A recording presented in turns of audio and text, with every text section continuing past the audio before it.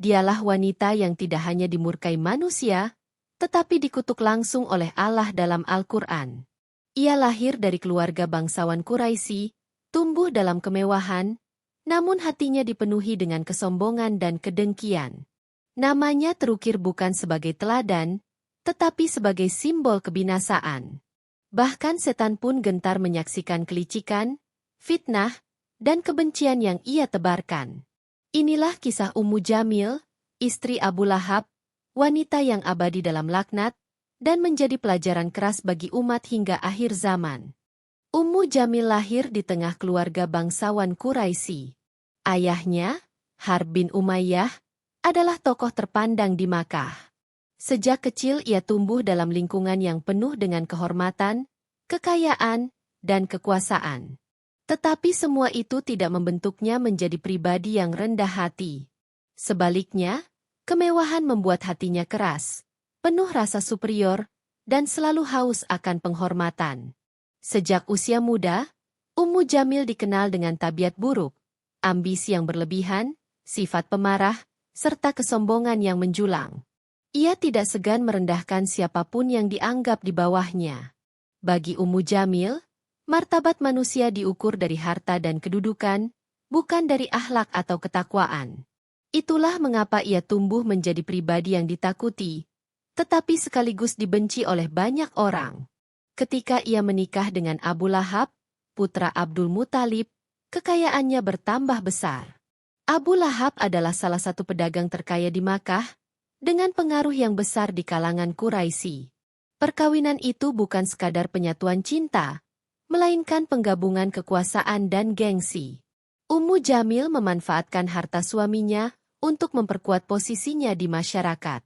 Namun harta yang melimpah itu tidak ia gunakan untuk berbuat kebaikan. Sebaliknya, ia menjadikannya alat untuk merendahkan, menindas, dan menebar kesombongan. Rumahnya menjadi tempat berkumpul kaum elit Quraisy, bukan untuk musyawarah kebaikan, tetapi untuk memperkuat rasa superioritas dan memupuk permusuhan terhadap siapa saja yang berani menentang tradisi mereka. Dalam hatinya, Ummu Jamil meyakini bahwa dengan kekayaan dan kedudukan, ia akan selalu berada di atas. Ia lupa bahwa di balik semua itu ada kekuasaan Allah yang jauh lebih besar. Dan kelak, justru dari pintu kesombongan inilah kehinaannya dimulai. Ketika Nabi Muhammad menerima wahyu pertama dan mulai menyeru pada tauhid, kabar itu segera mengguncang Makkah. Bagi orang-orang beriman, dakwah itu adalah cahaya yang menyinari kegelapan.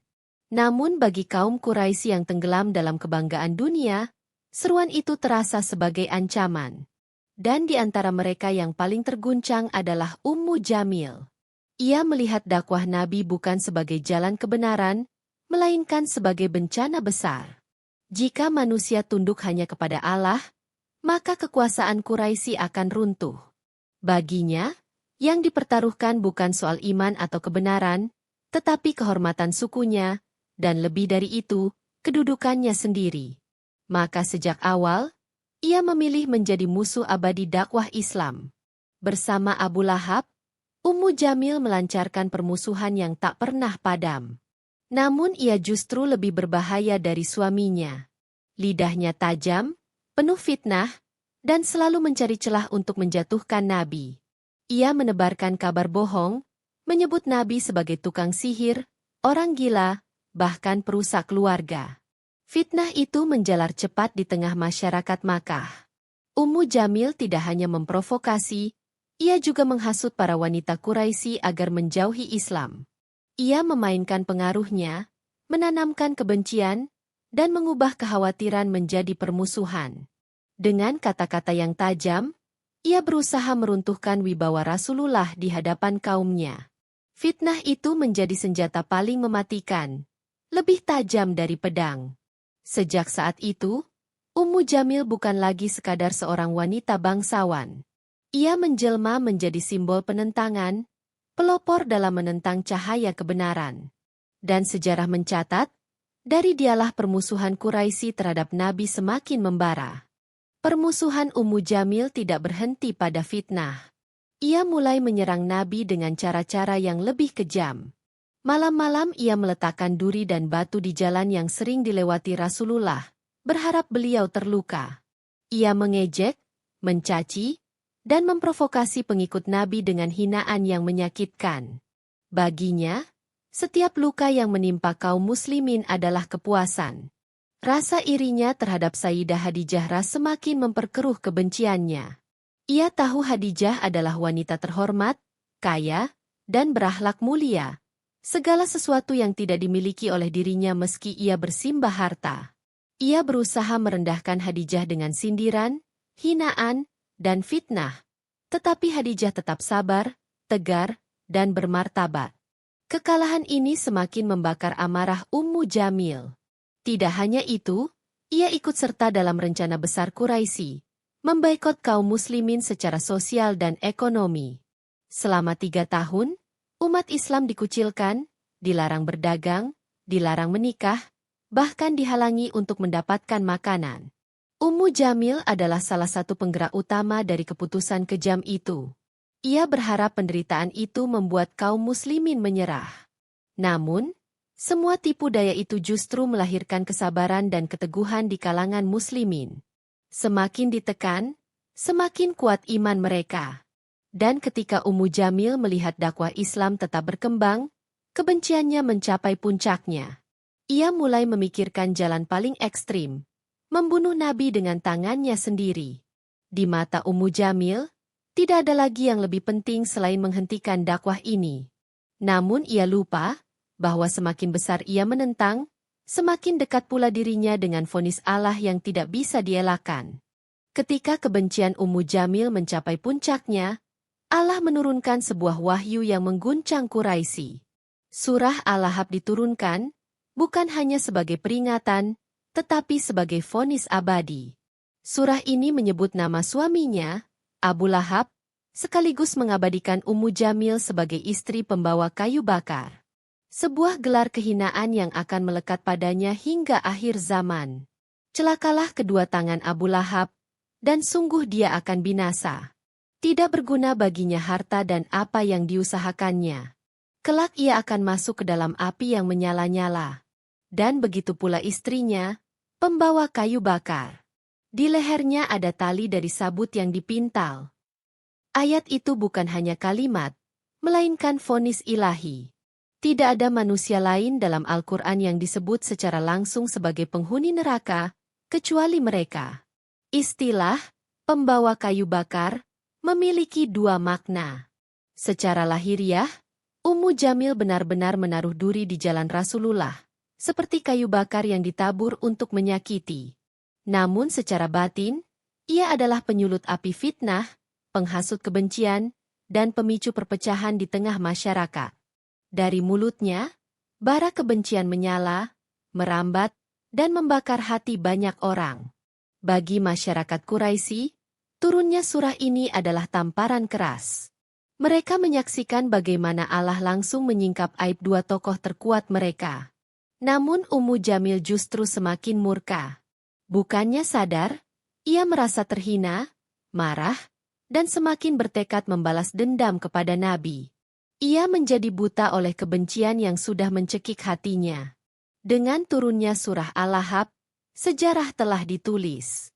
Nama Ummu Jamil dan Abu Lahab bukan hanya terukir di catatan manusia, tetapi termaktub dalam firman Allah yang akan dibaca hingga hari kiamat. Laknat itu abadi, melampaui waktu, menjadi peringatan keras bagi siapapun yang berani menentang kebenaran dengan kesombongan. Amarah Ummu Jamil semakin membara setelah surah itu turun. Dalam kegilaannya, ia membawa batu besar menuju Masjidil Haram, berniat membunuh Rasulullah. Namun kuasa Allah berlaku, matanya dibutakan dari melihat Nabi yang sedang duduk di hadapannya bersama Abu Bakar. Ia hanya melihat Abu Bakar dan berkata dengan marah, "Mana temanmu itu? Aku akan mencelakainya." Padahal Nabi ada tepat di depannya, tetapi Allah menutup pandangannya. Ummu Jamil pun melempar batu itu sembarangan lalu pergi dengan penuh kebencian. Peristiwa ini menjadi tanda nyata bahwa Allah telah menutup hati dan akalnya. Ia tidak lagi mampu melihat kebenaran, bahkan ketika kebenaran itu berada di depan matanya.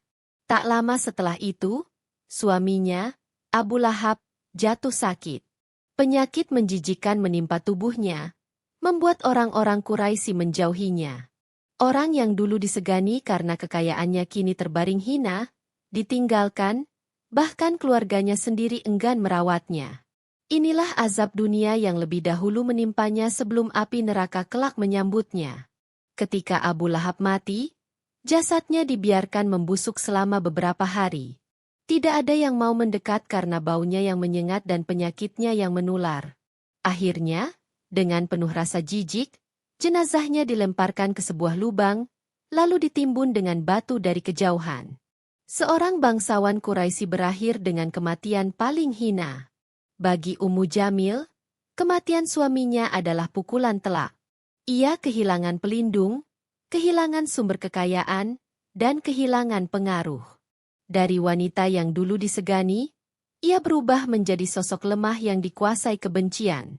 Namun bukannya sadar dan bertaubat, ia tetap berkeliling Makkah dengan amarah, seakan ingin menyalakan api yang sudah padam.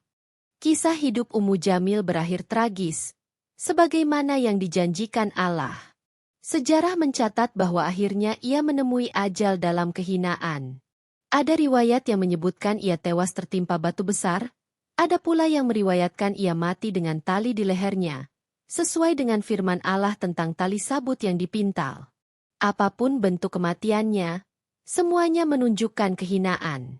Wanita yang dulu disegani, yang berdiri di puncak kekuasaan Quraisy, akhirnya roboh dalam nasib yang mengenaskan.